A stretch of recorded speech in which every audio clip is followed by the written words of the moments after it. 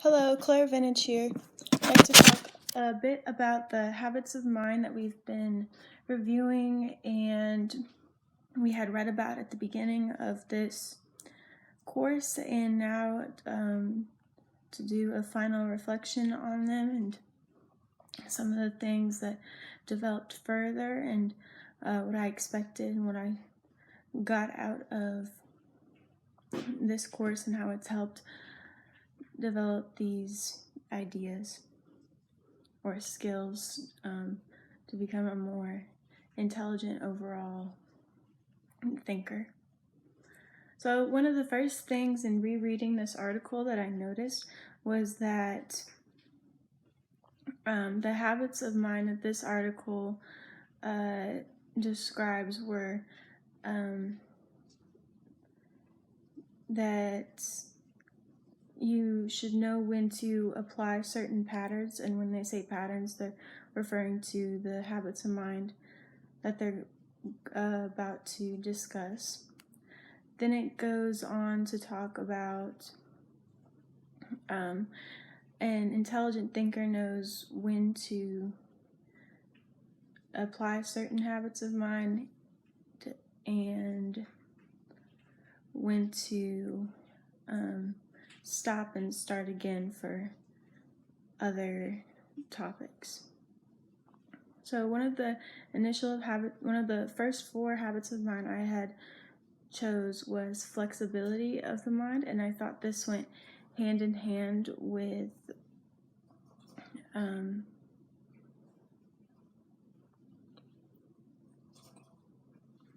creatively thinking, as well as listening to others with an open mind.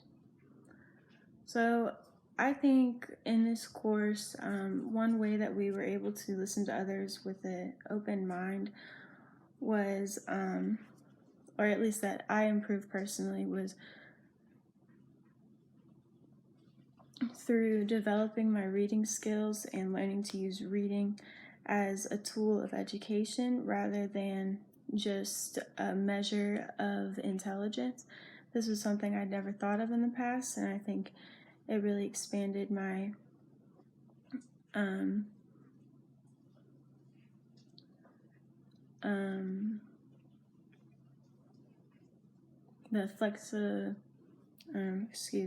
expanded this habit of my mind of listening to others, because it gave me a new outlet on how I could learn rather than just hearing or seeing or verbally speaking. I could actually get an idea of what the author was saying after I had read more and I learned their tone of voice and how articles were being cited and such. The next thing that I think that I improved on would be communicating effectively, and this class has helped me be able to type faster, which is just one mode of being able to communicate pretty cut and dry, as well as doing things such as these videos, or as well as animations, just all of the different assignments that we had to do. It allowed us to find different ways to communicate our ideas and do this with a creative background as well, such as when we did the sock puppet assignment.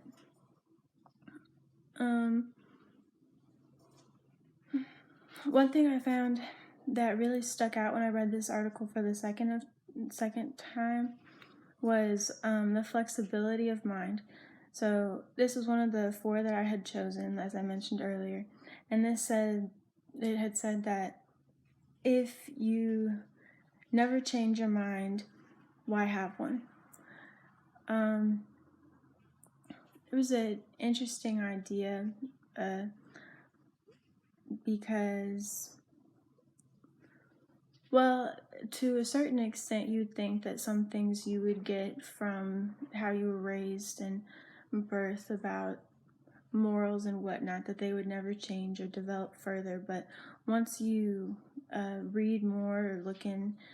it can be okay to develop your mind further. And as the habit of mind also is described as being able to take information from one place and connect it to another area in the brain. So, and knowing when that the development is needed and when it's not is important. Talking about lateral thinking and predicting the consequences, I think that in a really cut and dry way, you're able to predict the consequence of turning an assignment late or something like that by just calculating the amount that it could possibly affect your grade. Whereas also in a less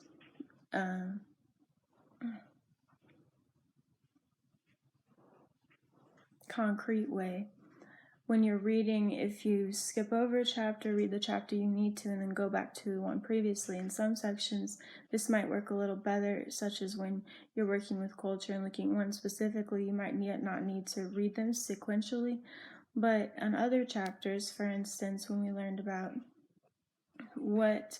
programs that could affect literacy or improve literacy were out there, and then this was also talked about in future chapters, it would have been a consequence if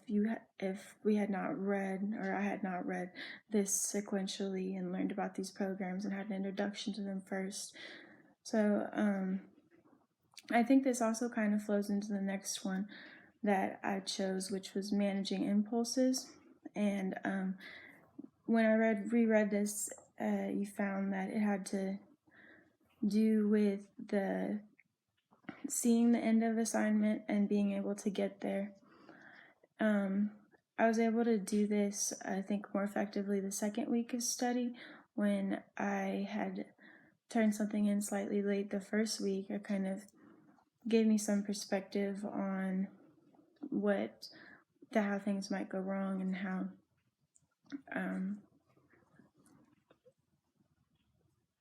I could get to the end of the assignment in the best of fashions. So I had to develop, and I think that I did this better each week, developing a plan of action, what would work best for me. And then I think this is one habit of mine that I've really been able to solidify in this course, because reading did not come naturally to me at first, so I just started off with that initial, wow, it's taking persistence to get through one chapter. And now I'm able to, if necessary, I could read 5 pages in 5 minutes. If there's something else I needed to look forward to, I could really try to get in a zone of my head where reading became a little simpler for me. The last one, which is also one of the 4 I talked about at the beginning that I wanted to mention today, is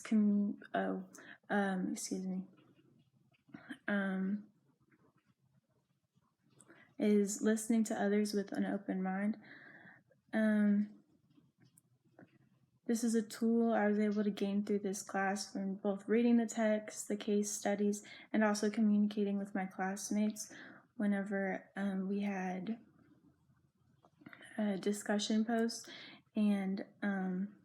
we commented back to one another. Then going off of that, this entailed using independent thinking, and as I had read and noticed, independent thinking is more than thinking independent as one person, but rather getting together in a group and being able to have each other's individual thoughts bounce off one another to create an overall best or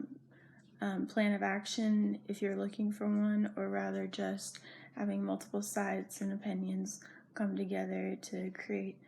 a more